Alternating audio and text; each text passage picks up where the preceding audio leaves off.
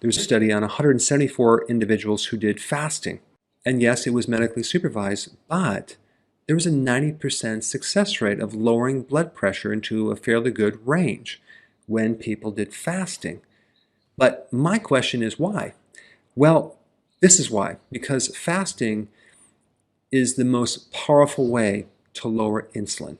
And when you have high insulin, because you have insulin resistance, the arteries become very, very stiff. And so one of the root causes of hypertension is a blood sugar problem coming and being caused by insulin resistance and high levels of insulin. But the high levels of insulin that should normally lower the blood sugars is not working because of the insulin resistance. The point is this: if you have insulin resistance, you're at risk of getting hypertension.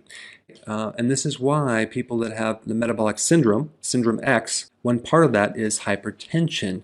And the common thread with that condition is high levels of insulin, hyperinsulinemia, okay, that's the medical term, but it's basically just insulin resistance.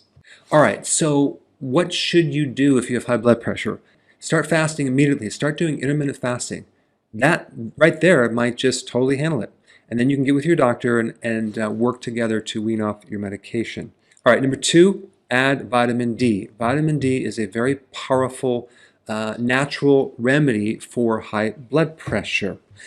Next point is potassium. Start taking more potassium. If you're low in potassium, your arteries can get very stiff. So potassium makes the arteries very, very soft and flexible. I put a link down below with other benefits from potassium.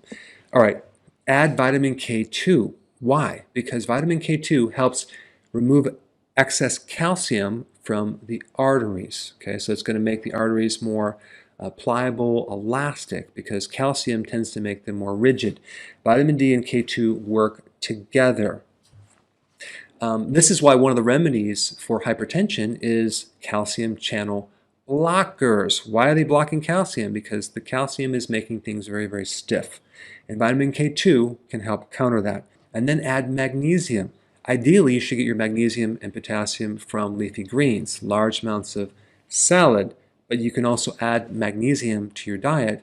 Like magnesium orotate is a really good one, and watch your blood pressure come down. But those are all the nutritional things that can help you. But if you add fasting and a low-carb diet, which will also help insulin resistance, I think that would be a really good plan to avoid high blood pressure. And I just want to mention this point. When doing research on this topic, it's just amazing how much data that is put out there on the front page of Google. In fact, it's not just on the first page on Google. It's on the first 5 pages of Google. All the links. It's just you get all this data, all this information.